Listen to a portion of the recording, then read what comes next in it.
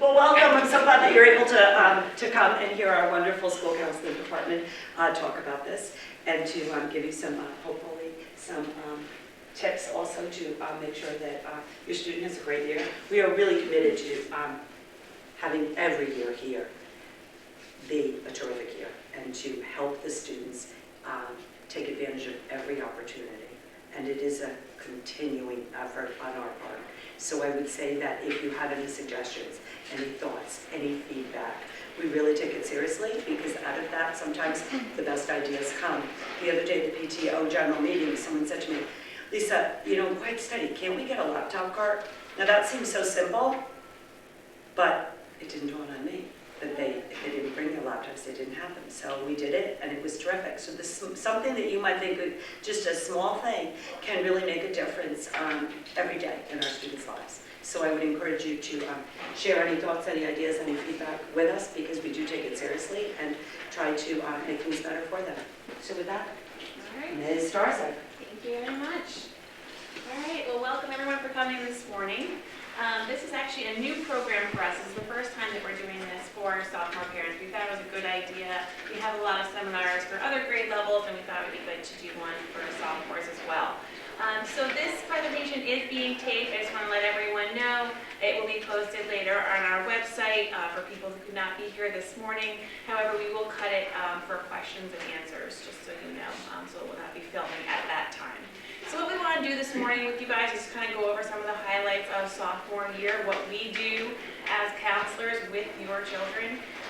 We actually are going to be meeting with them later this week and early next week to do some of the programming that we're going to be going over with you, so you have an idea. You're going to ask them how it went, or you have an idea of some of the stuff that we're doing. I think sometimes we get the feedback that we're doing some things here in school with them, but they may not always be telling you at home, you know, what's going on. So hopefully this will give you an idea, overview of what we're going to be doing this year. So what I want to first start with this year or the seminar, is the Student Success Plan. Who in here has heard of a Student Success Plan before in this room? Okay, so it's good that we're starting here. Student Success Plans. I'm actually just going to shut this door for noise.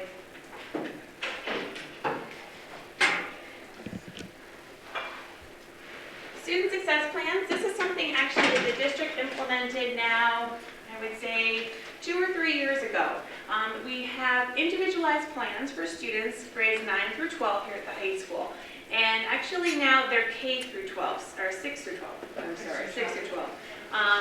So the middle school is starting to do them as well. So student success plans are a collection of programs that address needs, personal, social, academic, and career needs.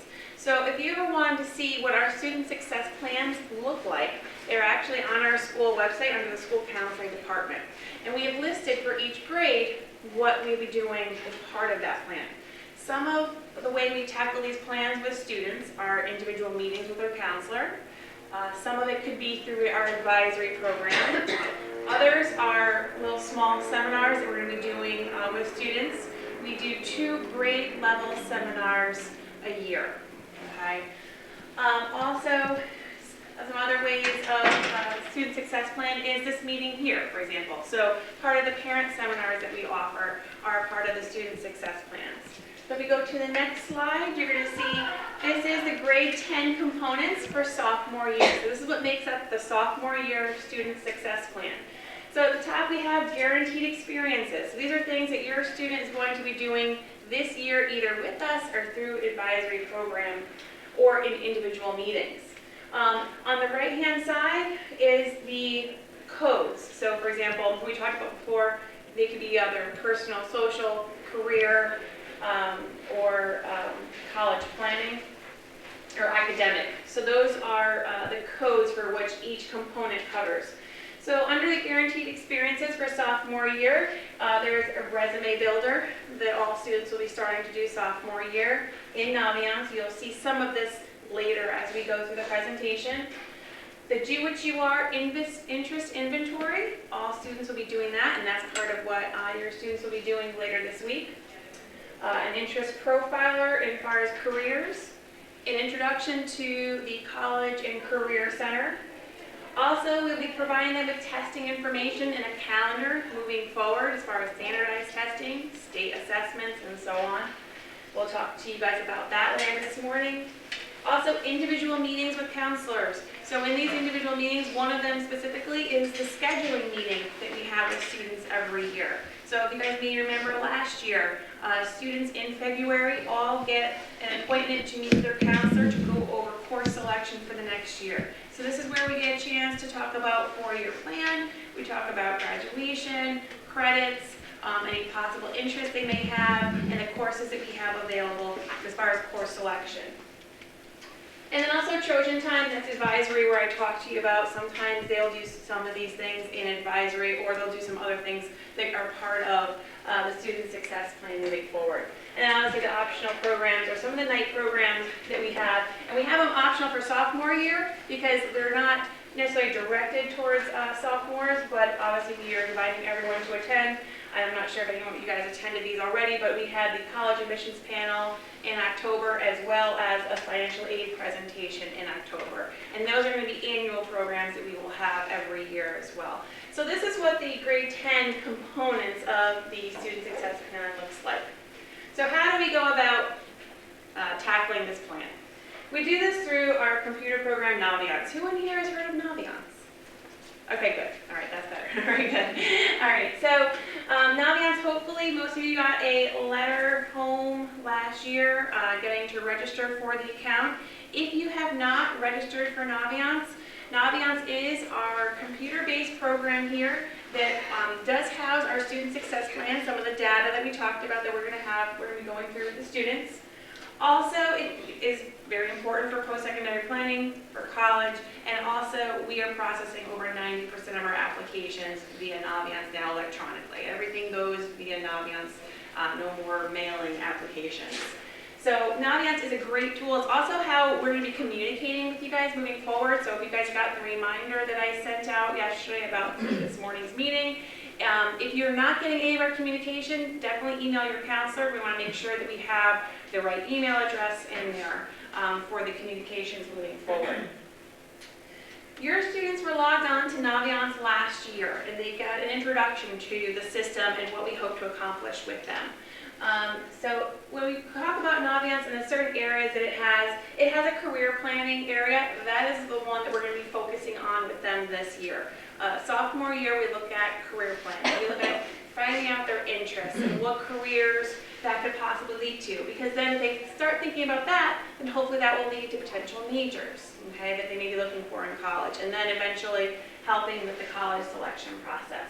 So career planning, college planning, and then again, success planning. So that's where we can assign them these tasks to do, and we get to check and see their progress.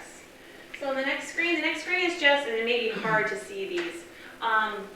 The next screen is the home screen for Naviance. This is where you will log on and students will log on. You guys each have your own logons to the system. And the next screen is our home page for Naviance. So the tabs at the top are the ones that we talked about before. The colleges section, careers, About Me. About Me is the personal section that has GPA. It'll have standardized testing scores. So all of your students took the PSAT a couple weeks ago. When we get those results back, they will be uploaded into this section for the About Me section. Okay? The GPA, if you looked in your students' About Me section right now, the GPA in there would be the cumulative GPA from the end of sophomore year. Okay? And we will be updating that GPA, freshman year. And we'll be updating that GPA at the end of each year. So at the end of this year, that GPA in Naviance will be updated. And then the My Planner section is where we assign students tasks and they can see what's coming up and what things they need to be doing. So this is the next screen. This one again is very hard to see for you guys probably, but this is the My Planner section with the tasks. So each task on here is something that was assigned to a student actually last year. So these were your tasks of your students' freshman year. It's starting with freshman orientation, positive school climate presentation. That was actually the presentation that they saw during PSAT time last year because they did not take the PSATs. Course selection meeting with their counselor, goal setting. Some of these, as you can see, have stars next to them. Stars are something that's required, so the students know that anything with a star next to it is required, and they get email reminders if they have not completed it in Naviance. Okay, so this is, and then on the bottom it says what's on the horizon, so they can see what's coming up 10th grade. They can see all the way to senior year if they like things that they're going to need to be completing in Naviance. So one thing to keep in mind with the Student Success Plan and in Naviance, some of the work that we're going to be doing with them, we will be doing in small groups like I mentioned. A lot of it though will be also things they're going to be having to be doing on their own. And that's something that we can track and we can send reminders, but unfortunately we can't do every piece of it with them in school. The next screen, this is going to get into the seminar that we're going to be working with them later this week. So actually we're starting tomorrow. With, we're taking them from their history classes. And we're going to be introducing the Do What You Are survey. So this is a survey that will give them it's a Myers-Briggs survey. So it gives them a code. Okay, here's a sample student who took the survey and what the completed results looks like. For this student, it talked about their personality type being ISFJ, okay, and then it goes through what the I stands for, S, F, and J, and so on. So we're going to have them complete the survey. It should only take them about 20 minutes to do the survey. It asks them scenarios of, are you more like Jill or are you more like Bill? Okay, it talks about scenarios of how do you study better, or in situations of social situations, are you rather be standing alone, or do you like to be in a crowd, or do you like to be the first one to speak out, or do you like people to come to you? So it asks situations and asks students to identify which ones they seem more comfortable associating with. So that's going to be the survey, and then from the survey, if you hit the next slide, I think, yeah, here's another report. And this is the information that we're going to be showing them that they get from this survey. So it talks about understanding who you are, okay? So it mentions college and career satisfiers. Basically, they're college and career matches. So based on the information that the survey reports, they're going to be able to see certain careers that may match their personality, okay? And also it talks about their preferred learning style, so they get to know a little bit more about their specific learning style. How best do they learn? That can give them some more information about that, which can be helpful moving forward in school. So that's the Do What You Are survey. Here's an example of a screen for careers. So for example, this student received these related careers based on their personality. So on one side is the career. So for example, the very top, and you can't read it, it says mathematical science teacher.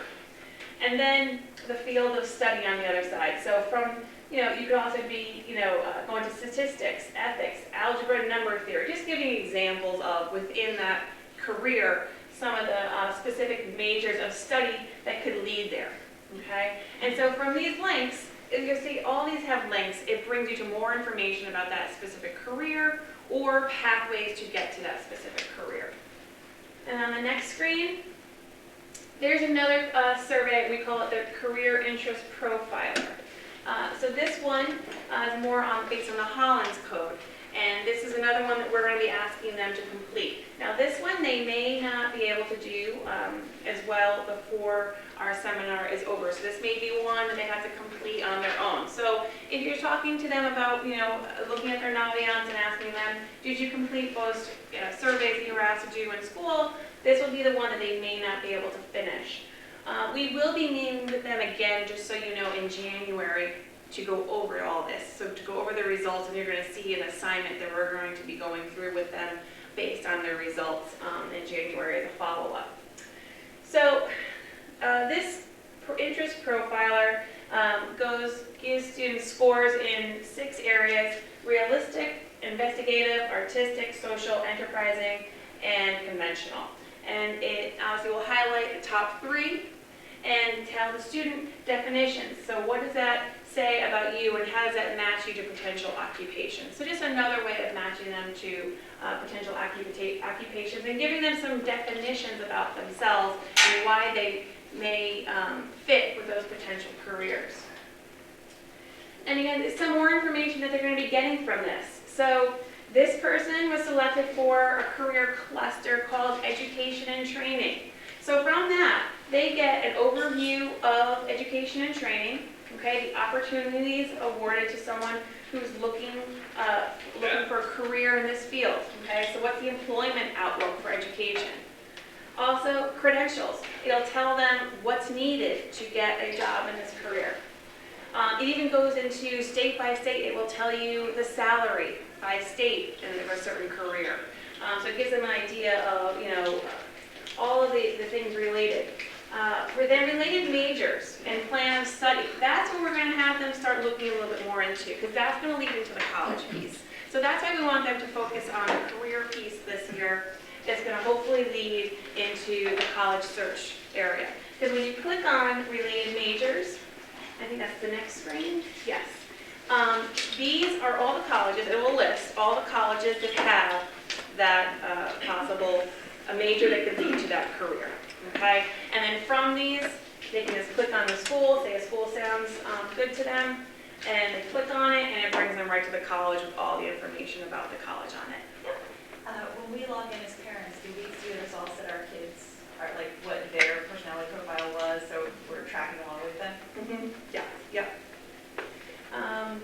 So you will see that they've completed, you will see their results. You may not be able to see their searches per se, and they have to save things for you to be able to see that, and that's what you can see later. So this is the college area that will then hopefully lead them to doing some of the college lookups in the future. So college offering education. This slide, this is the career section. This is where we're going to be telling them they need to start saving things. So from the career profiles and the interest inventories that they're doing, we're going to have them save careers and clusters to their favorites area. So this person saved psychology teachers, the career cluster that interests them was human services, okay, and then there's links on how to obtain these degrees right here for those potential careers. So this is the kind of the link that we're trying to make with them this year as far as career research. So this is what we're going to be starting with them at the end of this week. And then hopefully what we hope to do with them is, last year we had a career assembly. Mrs. Duria was mentioning it at the beginning of the presentation. What we would like to do when we have everyone's results from these surveys, we hope to have them all done by end of January. There's going to be another career assembly in possibly, we're looking for March, when the juniors are doing their state assessment. And we're going to do a career assembly, and we're going to be assigning students to speakers based on their results here. So we're trying to make that leap with them to go through the research, to kind of investigate themselves, to investigate the careers, and then to see some speakers who are working in those fields later on in the spring. Did you hit the next? And that was the career assembly. And then all to say too, senior year, that we have senior internship. It's become very popular here. However, we were trying to make a little bit more of a connection or a link to what students would like to be doing after high school. I think some of the feedback I've been getting from some of the jobs I've been seeing some students doing have not quite been really linked to potential careers. It's been kind of just ways to get out of here for the last 6 months. So, you know, we're trying to make a connection, and we want them to eventually lead into this. We are actually looking at some software programs that will help us do this, where there'll be a database of sites that then we put in their information, and it links them up with a potential internship site. So right now the students are looking for their own sites too, which is part of the problem. So we hope to build a database with a software program where we can do that matching for them, and it will help align everything that we're doing with them 9th through 12th grade. All right, and at this point I'm going to turn it over to standardized testing with Mr. Minier. There's a couple of things I'd like to follow up with Meredith, and one is that we don't assign a grade for the work that we do in the student success plan with the kids. So we do find that the more deeply the kids engage in it, the more meaningful it becomes. And when the senior internship slide came up, I immediately thought of my seniors last year who thought about doing a senior internship about 2 days before the form was due. And so the quality of their internship, that all of a sudden we were no longer close to when they were filling out their college apps and talking about what they would potentially be majoring in. They're not looking for something that they're potentially majoring in. They're looking at anybody who will sign the paper in the 2 days so that they can do an internship and Meredith won't close the door on the possibility of that happening. So where you can help as parents is don't be afraid to engage with this stuff with them. You know, one of my parents in their brag rag, that's a senior thing where you actually get input into their college recommendation. She called her student, since the day he was in diapers, called him literally a living wrecking ball. And so they're assuming that this is a kid that's not going to end up sitting at a desk or doing research, because this is one of the most active kids going, can't sit still, exceptional skills in a lot of different areas, but as they were thinking of majors, probably not going to major in British fiction. You know, this is a kid who's got to be doing things. And so the more you can engage with, even starting sophomore year, the better off we're going to be, because we find that the kids just sort of, this is yeah, and then all of a sudden it starts to become three-dimensional and they're a little late gearing up for the process. Here's the good news about standardized testing. Your kids are sophomores, not juniors, because the juniors are right in the middle of something we're all just trying to survive, which is the conversion of the SAT to the new SAT. And so they're confused, and we hope to eliminate some of that confusion tomorrow night with a junior seminar. The other good news about, like, these are essentially the standardized testing that have implications for sophomore year. The PSAT, the good news is they've already taken it. So they took it in October. I will say it is probably one of the most underutilized tests that we give. The kids will get their results back probably the second or third week in December. They get their test booklet back. The score report gives them which content area the question goes to. So if it's math, it tells them whether it's geometry, whether it's algebra, whether it's a general math. It tells them the difficulty of the question. We instructed a lot of the kids to, you know, they get their own test booklet back so they can write in it, they can do whatever they want. But it is one of the most underutilized tools because it does sort of unlock for you how your kid approaches standardized testing, at least as it relates to the PSAT moving to the SAT. This PSAT is designed for the new SAT that your kids will be taking next March or earlier.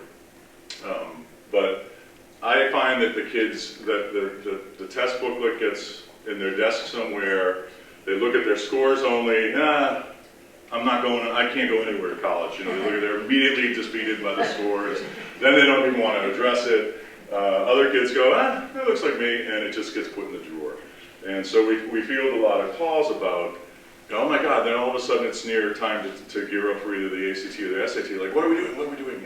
And in reality, the preparation for those kinds of things should start when you get your PSAT results back. And if you need some guidance on that from us, we'd be more than happy to start with that. Yeah.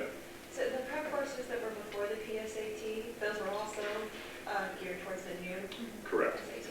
Correct. I'm not, the ones that are associated with the school. Yeah, I don't know about like a lot of the test prep. Yep. The SATs that our sophomores are going to be taking this, they're replacing the old CAP testing, is that the deal? Hold that thought. I'll go through the whole schedule for you. Okay, but also I just wondered, would those scores get reported as part of their whole SAT profile? Hold that thought. Okay. Hold that thought. So we're your PSAT and new SAT only. And so you don't have to do this schizophrenic thing that the kids are currently doing. The other test that you may or may not have implications for is some of your kids, if they're in bio, honors chem, there are subject tests that are subject specific, and they may want to take the subject test when the course ends in June, specifically in bio or chemistry. The best thing advice I can give you is that most of the schools that require subject tests are the most selective schools in the country. And you know, I forget how many, I think there are 24 different subject tests. And to be perfectly honest with you, and I think the other counselors share this experience, the freshmen or sophomores that take subject tests in either chem or bio, it is very rare that I find one of those students using one of those subject tests to send along if they're applying to one of the most selective schools in the country. Usually by the time you're a junior, you're a very different student than when you were at the end of sophomore year. And those scores typically are not at the same level of performance that other subject tests are. And you can't really like take them again. Like if you're in honors bio or honors chem, you don't want to take the chem subject test when you're at the end of physics as a junior. Yes? I had no idea about the subject tests. My son took honors bio. How was I supposed to know that? Well, you're not going to know anything yet. But they don't take it at the end of the year that they took the class? It's completely voluntary. It's done through the College Board, collegeboard.org. And, you know, most of the kids do not take it. Most of the kids do not take it? I would say most of the kids do not take it. Okay. So Okay. be aware that it's out there. The Okay. teachers will go over it, Thank you. to either the registration. You don't want to take it during the middle of the year because they haven't covered half the material that would potentially be on the exact exam. So it's really kind of a June thing, so the registration may be around April. But we don't typically see a lot of kids. Hang on. Are these the old AP tests that used to give you No, college no, credit? separate Is program. it different? No. For those of you that are my age, you'll remember them as achievement tests. You took your SATs and then you took 3 achievement tests. So the achievement tests moved to subject tests. I think all of you are way too young to remember achievement tests, but so now, couple nods, thank you. So you take they're taking everyone. You know, you either take the SAT or the ACT. But if you're taking SATs, some colleges, again, we're not talking about a lot, do require 2 or 3 subject tests. And those are taken at the end of the year and are exclusively subject specific. Maybe I misunderstood, but I thought they were for people who were interested in that field. Like if you're interested in majoring in sciences, you take the science subject test. It depends on the institution. You know, so if you're heading towards science, they may require them specifically in physics or chemistry. But a lot of these kids that are going to the most selective schools are also in advanced placement. Some colleges allow you to mix and match. You can send your AP results rather than send the subject test. But they have some purpose in terms of exactly what you're talking about in intended majors. If you're applying to Boston College and you're going to major in math or science, then they're going to expect the Math 2C subject test or bio if you're going pre-med. But other institutions may require 3 of your choice. So it just depends on the institution. Yep. So if they take them and they don't do well, you don't have to report them to the college boards? Do they see them, or? It depends on the score report policy of the institution, and an institution that requires that you report all scores will expect you to report all scores. We're probably talking about maybe 8 schools in the whole country. Our literature tonight is different, but if you take it, you're probably, and you apply to some of those schools, Stanford, Yale, they're going to expect all scores. And when you sign your application, you're saying that I know the policy and blah, blah, blah, blah, and that I'm sending all scores. If you withhold them, you jeopardize your application if they find out that you withhold them. Yes? So would this clarify, do most students who are going to those selective schools, if they've been accelerated, they've taken honors bio or chem, you know, early, do they then study for it in their junior or senior year and take the subject test then? If you're taking honors bio now as a sophomore, you take the subject test in June of this year if you choose to take it. And it doesn't require a lot of additional study because the content of our honors bio closely aligns with the subject 2 test in bio. There's a slight difference in chemistry, which Mr. Schaffa and Mrs. Cole will go over, because there are some additional topics that are honors chemistry, which really leads more towards the advanced placement chemistry, that they'll have to pick up some ancillary topics along the way. And Mr. Schaffa is aware of what those are and works with those kids independently. Couldn't you also take a subject test after you've taken the AP year? Like if you've taken honors bio as a freshman, and then eventually you're going to take AP bio, couldn't you also take the subject test after your AP bio? And that assumes you're taking AP bio. Yeah. Yeah. That would line up probably. That would make you the most prepared to take the subject. The Navians, when you log in, the college will tell you what Wouldn't it be colleges too late for college want application? Or you can go directly to the websites, which You don't- is Naviance also. You don't So start if you just go to the admissions website of any school and go to their standardized testing page, they'll let you know what their requirements are. Wow, we're not. I know. I haven't even gotten to CAP, which is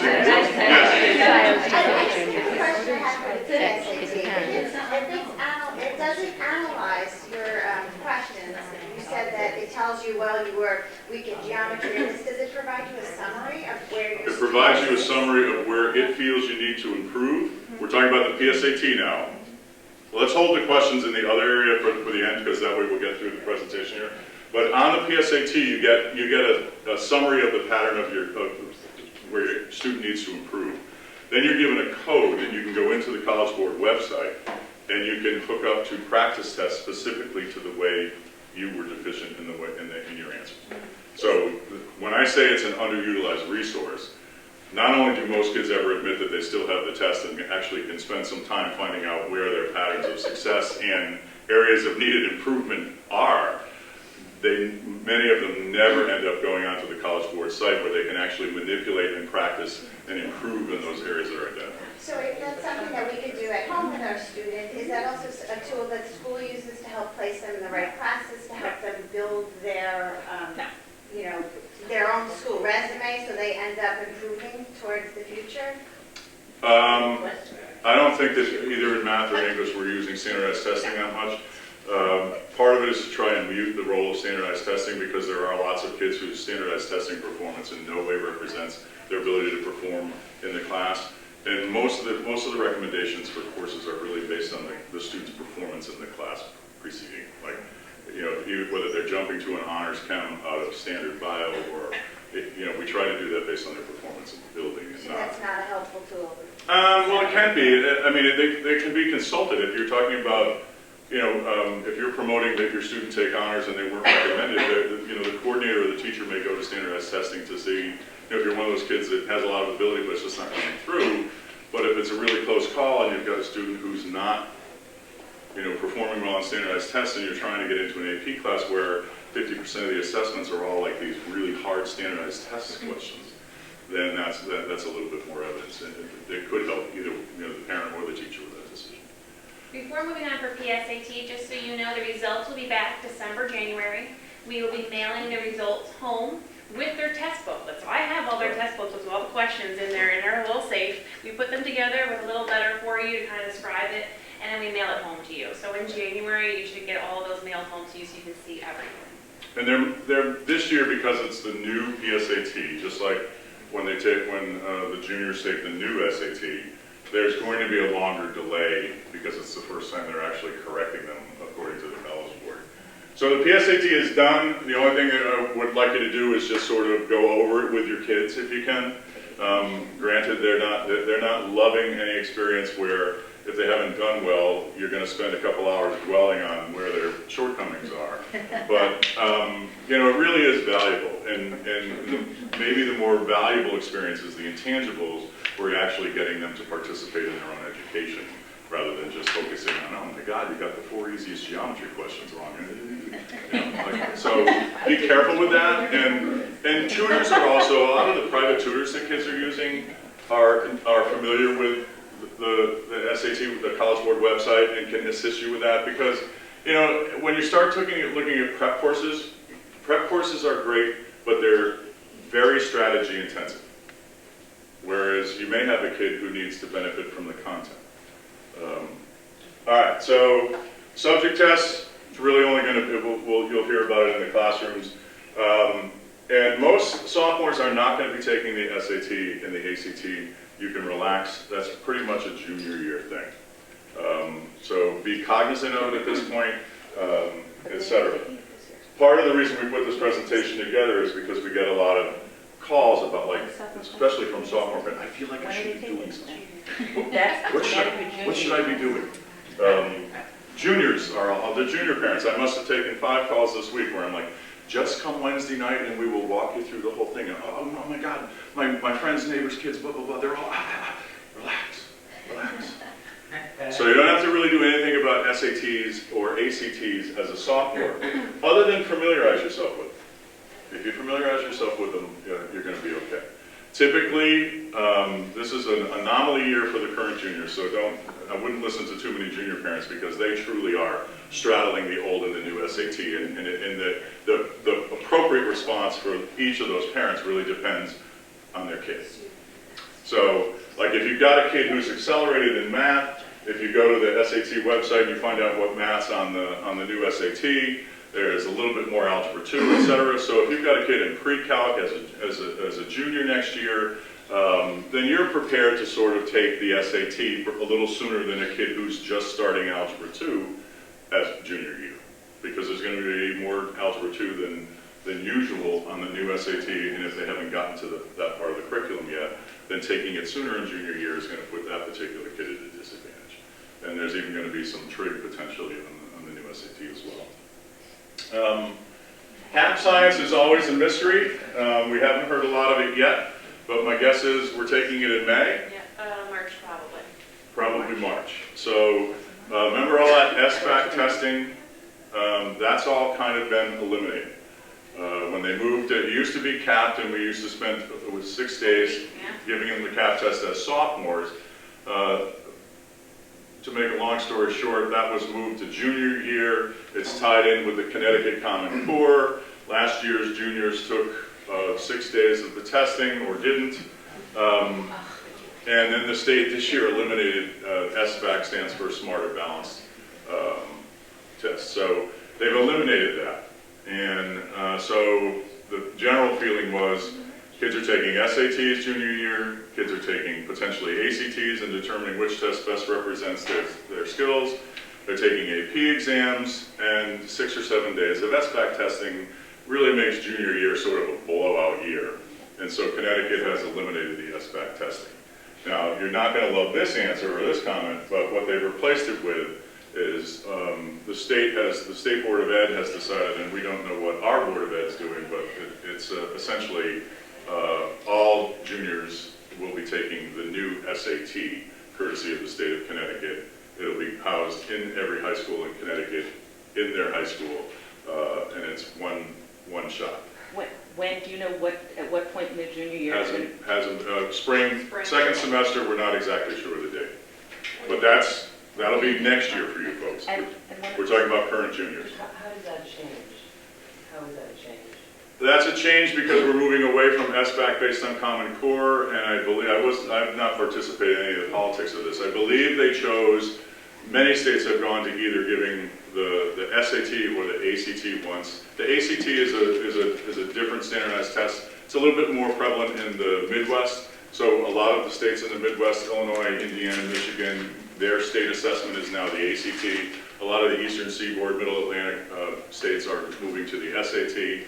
And both of them have what's called a college readiness index. And so rather than put kids through seven days of testing in a variety of subjects, the new SAT and the ACT have a college readiness index built in, where I believe states feel they can chart a student's progress and determine how college ready they are without all the entrails of Common Core, et cetera, et cetera, et cetera. And so I know the state of Connecticut decided about a month ago that they will be, they've contracted with the College Board, and all kids in Connecticut, juniors in Connecticut, will take the new SAT. So the earliest it will be is March, because that's the first time the new SAT is available. Wow, yes? How is it that, is there a certain score that a junior has to get in the SAT when they take it in their junior year? Because supposing you have a junior student who has not taken advanced, is not accelerated in math, has only taken geometry, is starting Algebra 2 in the fall, and has to take the SAT. So they haven't had advanced algebra, and they've not taken trig. Two things that you say are on the new SAT. So not in huge proportions, but they will be on the. So how's that student going to do? We haven't. Well, my guess is their math score is not going to. They're going to have to perform well on the subject matter that they've had exposure to, but we don't know yet. We don't know. Is that something the Board of Ed is going to discuss? I don't know how much control our local Board of Ed would have over that. And I don't know. We don't know anything about what the state is going to use as an index for who's college ready and who isn't. I mean, we know what the College Board, I don't have the actual coefficient, but we do know what the College Board determines is the appropriate score for being college ready, but we don't know what the state of Connecticut will set as the bar, nor will we don't know if it's going to be linked to graduation or anything. I would say that's what, unfortunately, the state decided this early this fall for this current junior year. So this is going to happen for these current juniors for the first time. And what I did did to kind of help people with information is on our school website. I have a tab for redesigned SAT. There's a link to the state of Connecticut where all the updates are going to be posted as they make these decisions. So if you want to keep on looking and seeing, because unfortunately that's where we get our information. And I think as of a couple weeks ago, it was like coming soon. Like that was like their little tag. So they have not decided anything about scores. They have talked about like CAP and CMT. You have 1, 2, 3, 4, or 5, right? They have talked about assigning those numbers to SAT scores.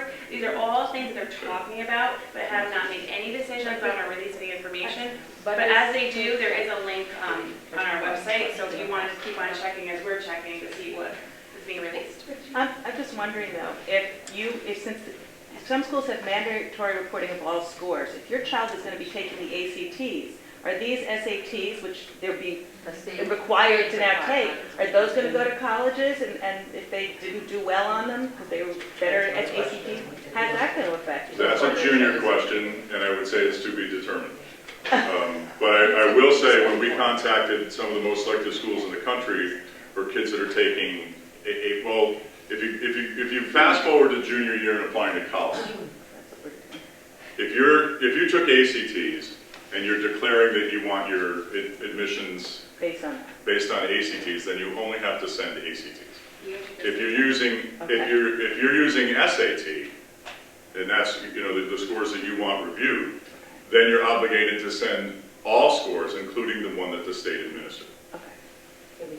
Now, the kids that would be struggling on the new SAT as a junior because they haven't had the math exposure are probably not going to be applying to the schools that are requiring all scores, because that's not really a profile match for those kinds of kids.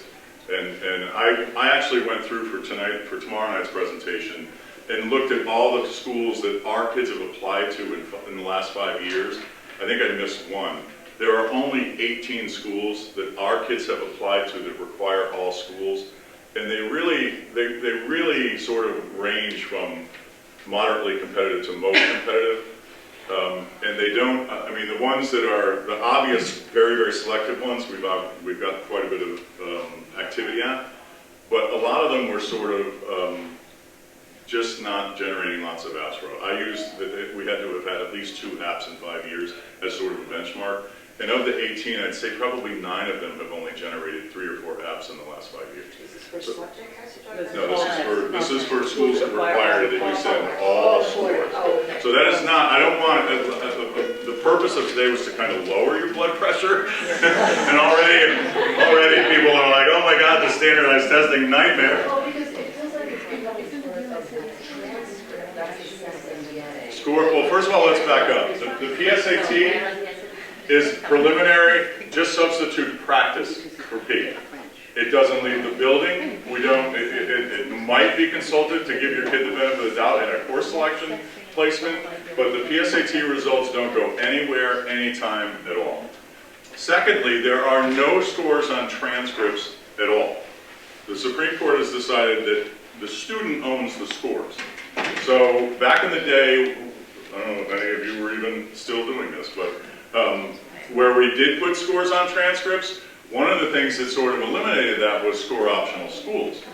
Now we're sending transcripts that have test scores on them. Kids applying to debates don't want their standardized testing profile considered as part of their criteria, but they're getting the scores because they're on a transcript, so we all kind of just decided, no scores on transcripts. So again, it's a junior year thing, and I don't want to do the junior presentation to sophomore parents when I'm trying to de-escalate. But it's up to the student bears responsibility for sending those scores, and that's a much later thing, junior year. Let's go here, and then we'll go here. So I just want to clarify, if it's determined that our child wants to take the ACT junior year, they also have to take the SAT. Right. Right. the state thing. Well, because it's the state barometer of who's college ready and who isn't. That puts so much pressure on the kids to take an extra test. It's instead That, of 6 days. Our kids are pretty used to taking standardized tests. Sorry to understand your question, but for most kids taking that SAT in, you said, May or June?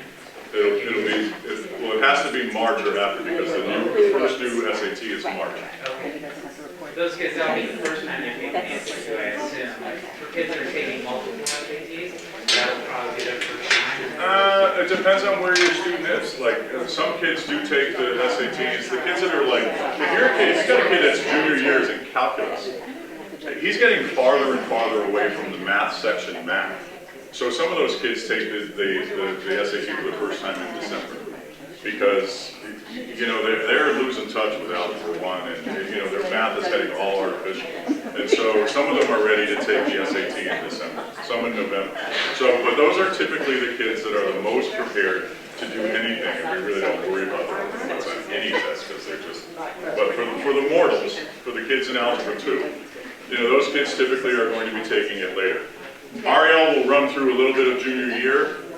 In the back of your head, so that you know where all this is going, we kind of like the juniors to finish their standardized testing profile by June of their junior year, so that it creates the most options for senior year, and they're ready to apply through any early program as early as with a November 1 deadline. So that's where we are. It also saves September and October, where there's one extra ACT and one extra SAT that could be included in a November 1 application in case you're not happy with your scores in June. But we try to get the standardized testing program. There's enough to do senior year. Now we're already talking about senior year. There's enough to do senior fall that you really don't want your kid running around making up standardized testing. This probably isn't something you could totally answer, but something to think about. Why is our math curriculum out of alignment with what should be standard? If we're testing kids on something that would be accelerated, and that's and the I think for most kids test. it's not. For most kids it's not. And remember that we haven't even had the new SAT. I'm sure the math department will be responding as well. So that, you know. Right. There'll be a change. Right. And they will, I mean, when we talk about trig or an increase in Algebra 2, I think the old SAT, I don't think it has 6 Algebra 2 questions. So when they say they're going to increase it, they might double it and they might add a couple of trigs. There's probably more information out there on the website than I'm getting access to. So this is not like a huge significant change, but it does have implications for a kid who is not at the same level of math as where most of the kids are. I just want to, because we're losing touch with, sophomore year will be over by the time I'm done here. So the SAT goes nowhere, it's purely for your purposes. I do think it's rather underutilized, so you may want to dive in with that and see what you can find out about your students' standardized testing ability and where they go off-road and where they're doing well. The SAT is really something you're going to worry about junior year, although I'm not confident you're leaving this room worrying about it junior year.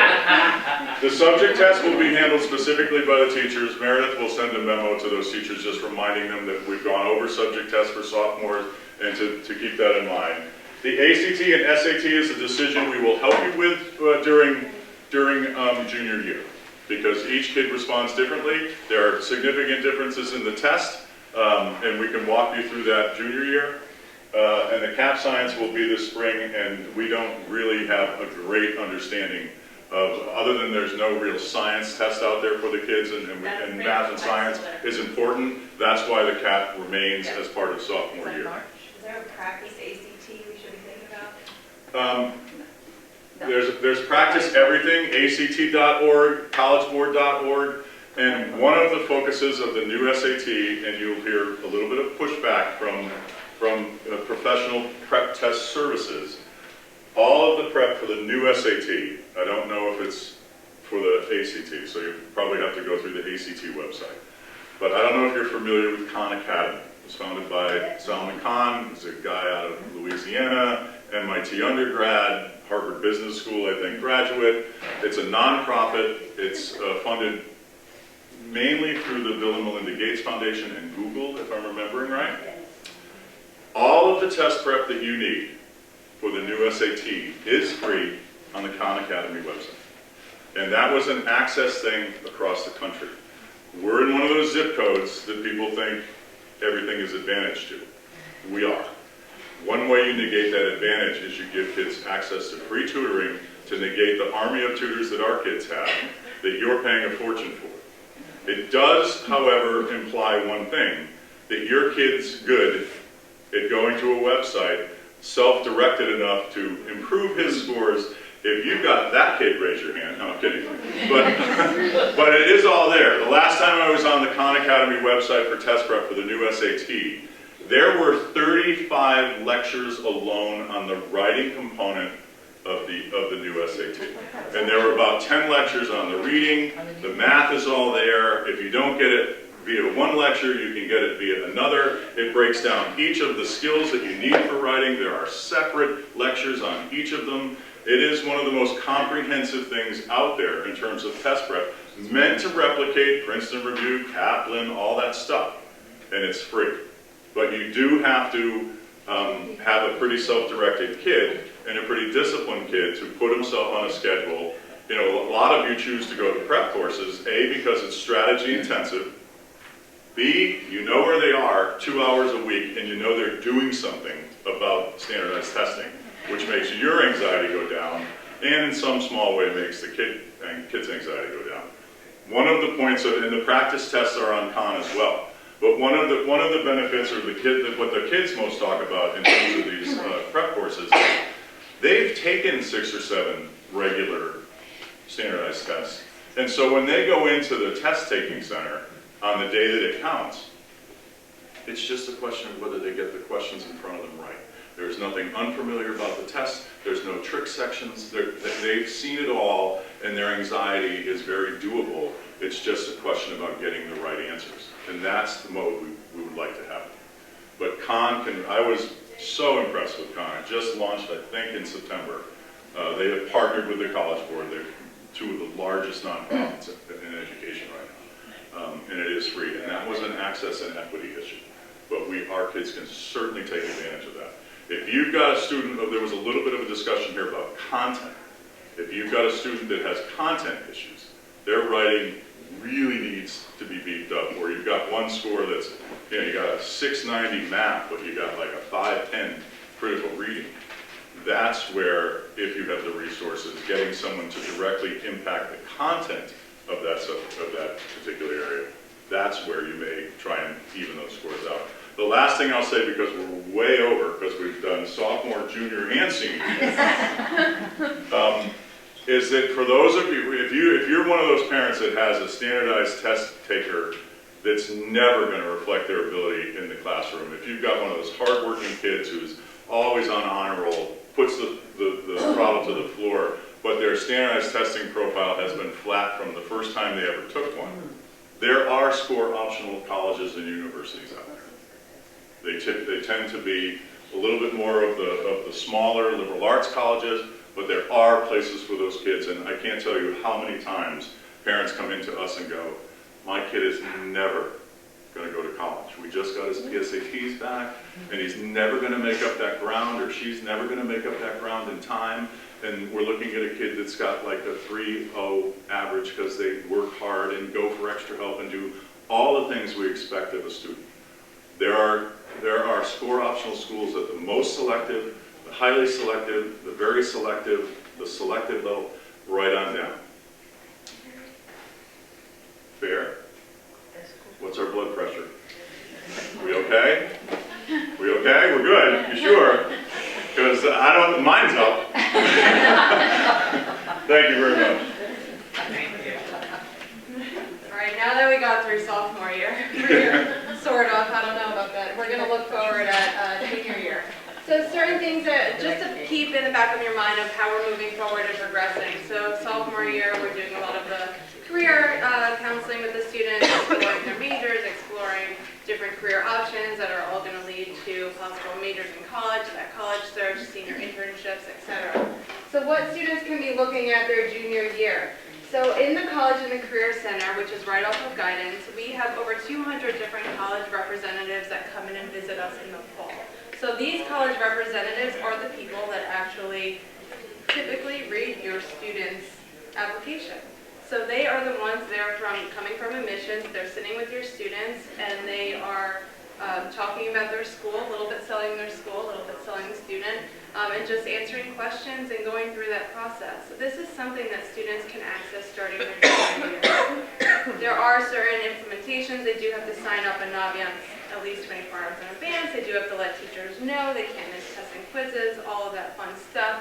It is typically utilized more by seniors as we don't want students to miss so much class time, but it is something that juniors can access and can attend these meetings. So that's something to look forward to in the fall of their junior year. The other thing that we spoke in length about were taking the PSATs in October, so sophomores took them, juniors also take them in October of their junior year. Again, it gives them another chance to look at their scores now, comparing from sophomore year to junior year, how they're doing, getting the score results, and again, prepping and starting to think about which tests to take and how to move forward there.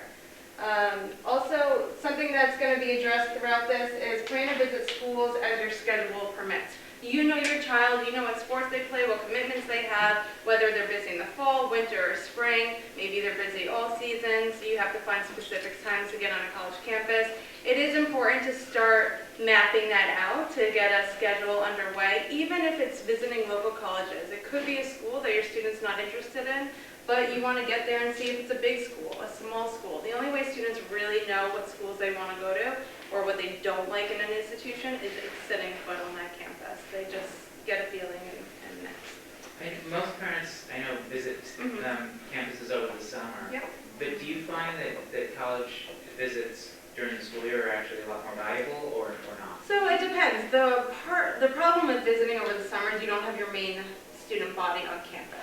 So you have students that are there either finishing courses, taking courses, maybe you have some more local community members taking courses. So you don't have your whole student body on the campus, so you're not getting that essential feel of what the dining halls look like, or the libraries look like, or the dorms look like. So it's always, if that's your only time, go, because it's essential that students set foot on a campus. Obviously, if you need a fly to get to a school, you don't have to go.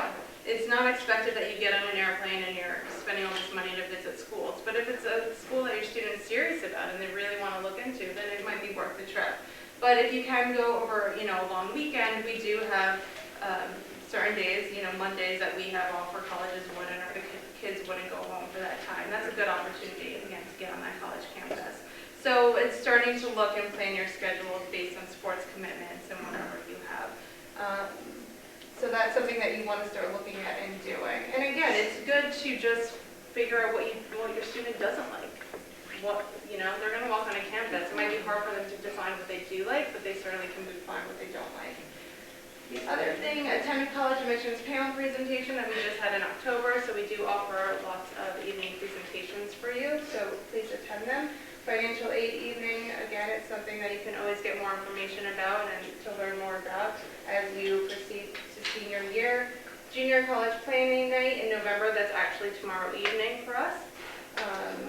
Plan your junior year test taking calendar. Again, that's something that Mr. Munier just went over in length of talking about standardized tests. So that's not something we're going to address right now. Plan winter break college visits. So again, if winter break works for you, that's a good time to go. You just want to, again, you want to think about when the students are mostly on that campus. Register to take the ACT and SAT. So those are the websites, act.org or collegeboard.org. So if you walk away with questions about the testing and standardized tests, go to those websites and continue to research and look into it and familiarize yourself with the different tests and the different options and everything. They have a lot of information on those websites for you to explore. Individual appointments may be made by juniors and their parents to come to the College and Career Center to explore college and post-grad options. I mean, we do have a good number of students that choose not to go to college right after high school, and they go to, they do different programs. So there's other options that they could explore if they're not ready or if they want to defer a year and do something different. But the Career and College Center has a lot of great resources for your students, for yourself. You can make appointments about the different learning about different colleges. And let's see what else. So course selection is something that Meredith touched upon. We are meeting with your students in February to go over course selection for each year. So as they're thinking about junior year, when we meet with them in February, we also want them to think about later on their senior year. So we want students to continue taking a challenging course load, pushing themselves where they can, if it's appropriate for your child. Again, all of this is what's appropriate for your specific child. So let's, make sure we understand that. So pushing them, making sure that they are taking classes that are of interest to them. We offer a lot of courses here. We offer a lot of electives that they can access. And then senior year, again, not just taking the minimum course load because it's senior year and they just want to sort of slide and get out of here. We do want them to continue to keep up the rigor and take above the minimum required credits. So that's something just to keep in the back of your mind as you go. Again, visiting when you can, attend junior group sessions in May to discuss future planning. So we meet with we're going to be meeting with juniors, we meet with sophomores, we're going to be meeting with juniors, we meet with seniors. So that will be discussions that we'll have. By the end of the junior year, your students' junior year, they will be requesting 2 letters of recommendations from their teachers. Summer visits, again, and necessary paperwork that you don't need to worry about at all right now. So a lot of this is just so you know where we're moving forward, but nothing that you need to actually worry about right now. Yes. Just one question, as you guys mentioned, that the kids, when they come in 9th grade and by the time they leave, they have changed. So doing the Manhattan breaks and other personality tests in sophomore, first part of, before May, they changed. And how does that, do you ever do it again? Does that? We can. Personality types, there are 16 that cover the entire world, literally, which is pretty remarkable science. Your personality type and your Holland code type statistically do not change. Our personality assessments are Myers-Briggs based and Holland code based. They're probably something for those of you who may have encountered either personality testing in a corporate environment. Same science behind it, it's just a little bit more adolescent oriented in terms of looking at learning style instead of communication style, let's say. But it's not something that statistically really changes over time. I agree, these are standardized and they are used in corporate. The question I had was more, do the kids even understand? They're probably taking it as I'll answer this, and not really understanding. I'm not doubting the test capability or the results that are given. It is the seriousness with which a young sophomore is going to look at it and say, oh, whatever, and they're going to give the answers. So taking it again is just going to, when they understand it a little better, suddenly it shows that you're very artistic. It's probably true, but honing it into, are you architecturally artistic? Are you engineering artistic? Or are you a pure artistic artist? So those are the things, and the tests are very strong. The way you said about PSAT, it's a very underutilized thing. I just felt that doing it at this time is probably underutilizing the power of the personality test. Establishing the test is okay. I do think it's important to continually go back to it. Yes, that's what And I every meant. student is different. And I don't see it anywhere that we have, We go back to it. we go back to it. That's what I'm kind of alluding to. You can constantly refer back to it, and that's No, I do exactly what we're trying to purport here. Senior internship should not only reflect on those codes, and you got to remember everyone is in balance. Some students may have a 3-digit Holland code. That's a very close call between 5 different areas. You may have one student that has a very strong investigative score. Every student's going to be different, but as the student progresses through high school, both their coursework and ideally their capstone experience, that being the senior internship, should be a continual reflection upon those results. I've had interns come to me. I'm a chocolatier. I don't think any of the parents over here want their kids, they want them to be doctors, engineers, and a lot of good things. But it's not a career that they immediately think that their child would want to do. Isn't the internship also meant to be a de-stressing thing? Be in a business environment, be in a real world, and it doesn't necessarily have to be, you're going to be an engineer, so you need to work. How does that kind of, I know that I've had kids, of course, I've signed those papers saying, 2 days, Meredith is not going to let us get out of school. So I'm guilty of that. I've taken kids at that gunpoint. But the point is that they have to learn the outside world, and that's the internship. Those And I think real-world skills. Yeah, and that will still be part of it. What we're trying to get rid of is some of the internships that may not be real. And I have to be honest, you know, I think what's going on right now is we're having some last minute things of people, you know, delivering pizzas or something, and we have, but like, are they really delivering the pizzas? I mean, we have some things out there that, so honestly, this is our way of trying to make it more formalized, but students will definitely be able to reflect and change. These surveys, after they take them, they actually are asked to rate whether they think they're accurate or not. We've had some students who think they're completely not accurate, and then we go from there. We have sometimes the results come back, but they actually can't give them a personality code, and the student has to redo it at a certain point. So we can wipe out these results, and the student can redo the survey at another time as well. So it's definitely something that we reflect upon. You know, junior year also when we're talking about looking at schools and majors. And I have to say too, when you look at the results, there's a vast, range of careers. So when I was doing it personally, yes, counseling was part of it, but also it told me I could be a mortician. Because, you know, it's a helping field, I guess, a helping profession. So, I mean, there's really a lot of ranges of ways you can go in this. So, hopefully they weren't going to feel so narrow that they have to follow this one path. Because you're right. I just wanted that there should be something, you know, not necessarily, especially boys versus girls, but I think everybody would agree. Girls would be on top of it. No, this doesn't really tell me that this is my personality. A guy would say, whatever, I'm done with that test, don't show it to me again, I'm done. Your example of being a chocolatier is really about small business. You know, we have lots of kids that are interested in business. The internship is about exposing them to a small business and see if that is something that they're interested in. It does work in reverse as well. Like when I ask kids what they think they're going to major in, even as seniors, they go like, I don't know. So I say, well, what won't it be? Oh, they can tell you, it's not going to be world languages, or it's not going to be, and so we do narrow it down sometimes by going in reverse. And I've had kids do some internships and think they were talking about architecture, but it really was engineering rather than architecture, or think they wanted to do this, and I don't think that's where I'm headed, you know. And so it does give them, you know, feedback that does help them.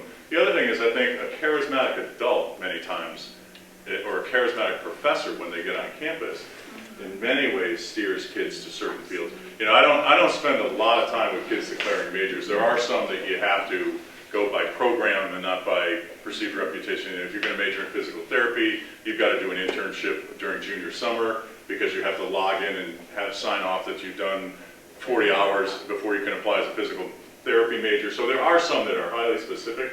But for the most part, our kids have not even been exposed in any capacity to what's out there. And then you add the idea that, like, for sophomores, there's going to probably be 200 more professions that aren't around today that will be around when they're juniors in college. So we just try to tell them that their interests are going to change. They need to be open to an interest inventory. You know, the adult Myers-Briggs might be a little more appropriate for some of our more sophisticated kids when they get to be a senior. There's not a college campus that doesn't have a career center that they could go down and take the adult version and get some career college planning from that end. We just need to keep them open-minded. This is kind of part and parcel. Is there any follow-up to like the colleges that are recommended through Valiance? Yes. Should be Valiance. So that they, you know, 5 years later, is there reporting on what kids thought of the college they went to, and if it was a college that was recommended through the software, through other things, is there any kind of database being managed that way to know if they're doing a good job of matching kids, or how kids' expectations match up to the colleges they do choose? And we are looking to do some more alumni surveys. Actually, that's going to be something I'm going to be doing for the class of 2015, sending a survey out about their process. Just so you know, right now when I did a survey, we surveyed them before they graduated. And the feedback is that 70 to 80% of the reason why they're choosing the colleges they're applying to are because of meeting either with their counselor or outside people or parents, family, friends, and it's not coming from Naviance and stuff. So we're trying to change that a little bit. This is definitely a student success plan. It's something that's just started a couple of years. So but we will be tracking some of that data with the class of 2015 and going forward. Just one question. Is it a district or a state mandate that we don't allow, in the public schools, we do not allow the kids to take any APs or, you know, till junior year? We cram them with so much work in junior year. There's testing, there is all kind of stuff flying around. And, you know, there are kids who do get pressure with the testing concept. They might be great students, but they're terrible test takers or standardized test takers. Is there anything that is kind of a guideline that makes us not let them take any of these? Because they're competing with kids outside who are taking as their capability. It's not necessarily pushing them to do it, but if they're capable and if they can do AP in freshman or sophomore, we don't even allow that. I think So some of what's it is, the- it's not a state thing, it is based on our curriculum. I think some part of it is we don't offer some of the freshman, sophomore APs. If there's AP World, I know that there are a lot of sophomores take that one, AP Environmental, and we don't offer some of those, so I think that's part of it. Yeah, I think the most common freshman advanced placement is usually human geography, and we don't offer that either. If you're thinking of like the Stuyvesants and the high-end Yeah, I mean, schools. say if a child is accelerated, if they are double accelerated, for example, in math, just to, and they're already finished with it. Well, Why there would are you some not allow- sophomores that They are, will do it outside, And we but do- that's not true. the point. We do something, I had a student who came in freshman year into AP Calc. So, I mean, if someone's accelerated, we would definitely let them accelerate, but I think part of it is we just don't have as many offerings freshman and sophomore It year. becomes a scheduling thing, we've had that, so. well, and it also becomes an availability thing. We've had kids take AP Economics as part of sophomore year. They've taken the prerequisite intro to economics, but that also depends on if there's spaces in the class because the juniors and seniors get first shot.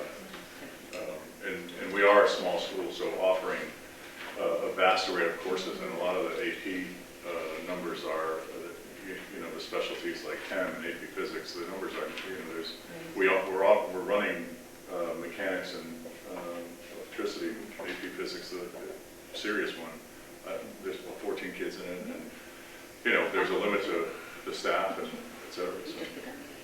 But it's a good point because here's the admissions point of view. If we have a kid here who's predominantly a junior profile advanced placement student, and he's being compared with somebody who's coming from Stuyvesant who has 3 APs freshman year, that student is considered in relative to the program that he has access to.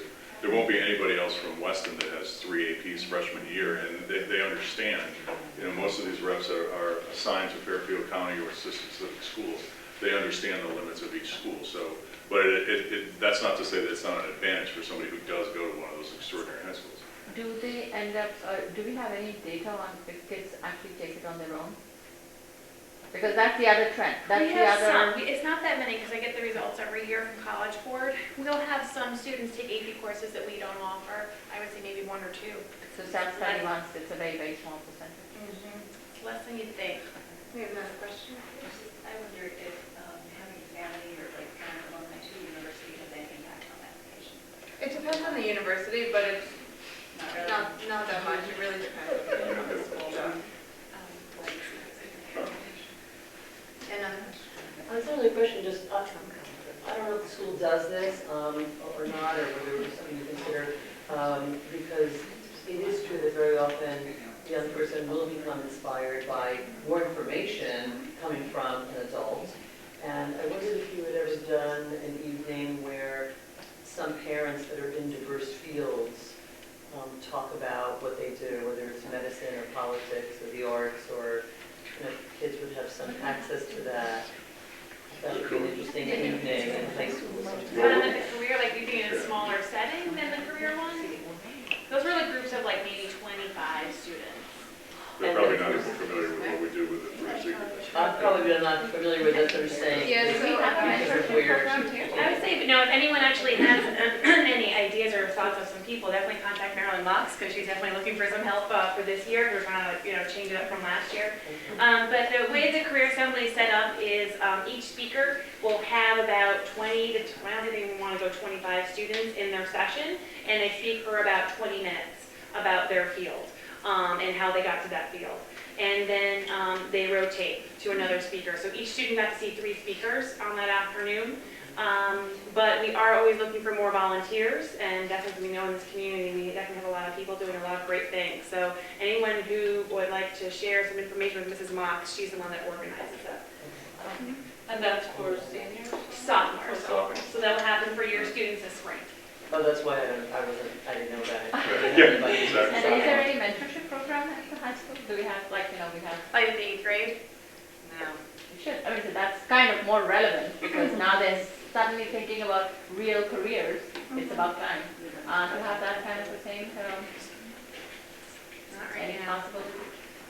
We're talking about it. It's just a thought on that note, that having kids gone through this process and seeing kids now that are tutoring, there's so much pressure once you get to, junior year. But like the summer between 10th and 11th grade is an open summer, and so a lot of kids might be taking, they can still go to camp, they can start working, but one of the great things that they could do is do like an internship then. So that then they get maybe 2 kinds of chances when they're younger in 10th grade, maybe, they might say, I want to work in a store, they work in a store, and they say, I hate this retail experience, I'm going to do this. But, that, or to follow a teacher and say, oh, well, I love teaching, this is great. I think that would really be, to use that time in that, this is just an idea I'm throwing out, I don't know what the budget is or whatever, but, that between 10th and 11th grade is an open space for those kids. And, maybe an internship, mentorship, something like that would be a great thing. And I do think a lot of students, that's a good point, use their summers to explore different options, whether it's work, whether they're taking a course, whether they're going to camp, getting to the highest part of camp. Something else to just keep in mind as they're going to start doing their resume and as parents sort of helping them navigate the process as you move forward is helping them write down what they've been doing since they started high school, because that is something that by the time they do apply to colleges or to jobs, they forget, right? Well, So writing those down, writing the opportunities, making sure you're catching up with them. Writing it down, but maybe like there's a seminar in the end of, in the spring of 10th grade to talk about what are you going to do this summer, and throw out some ideas that I know that Maryland Moms has courses or programs. There's a lot of good resources. So I'm gonna be the anarchist here. I think kids should have fun in sophomore.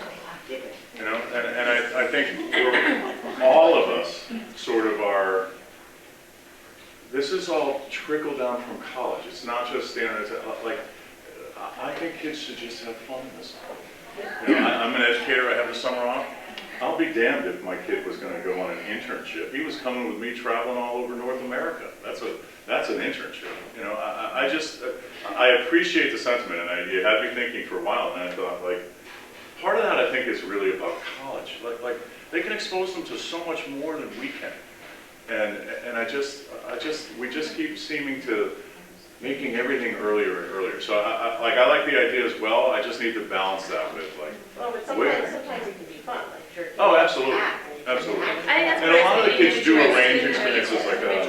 Yeah, it really comes down to your kid. But Some of our kids there's really nothing enjoy wrong with working. downtime and They fun. like getting that paycheck. Yeah. Another person. My kids were doing it, Reality is working getting a and checking, like, say, Some told kids me love how it. much he made by the end of the summer, one of my kids. But as we've explored sophomore year, junior, and senior year at this point, something to keep in mind again is your child. Your child is very different to the person sitting next to you. I mean, you might want to think that you're in the same community, so they're so similar, but they can be very different. So please keep that in mind as you have these conversations amongst the community and as you continue these talks, that you have to be specific and meet the needs of your child. The last pure son. Last pure son. As I've got Debbie in training antennas and Matt's in training antennas, what are you going to get your ranking up?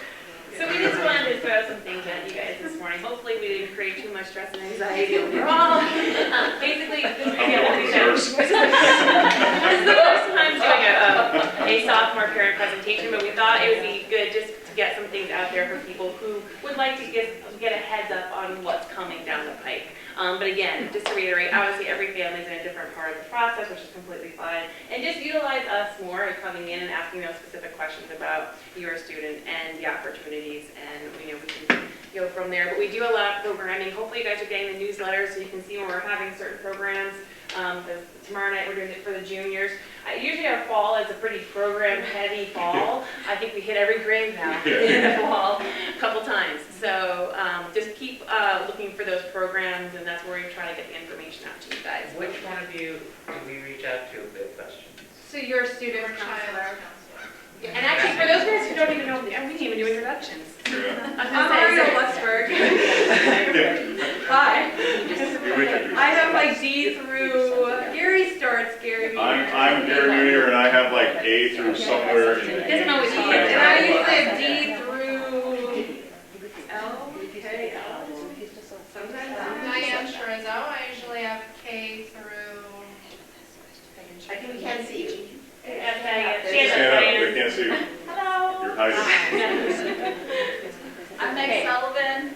Hi. Typically the R's through Z. And I'm Meredith Starzik, and I have a bunch of letters. Just find a bunch of letters. And we follow our students for all 4 years, if you guys are not aware as well.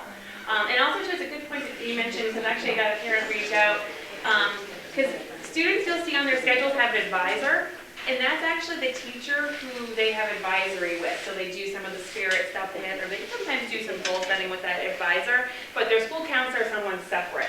So that actually has been something a little bit confusion. I don't even know if the counselor's on their schedule. I don't think it is.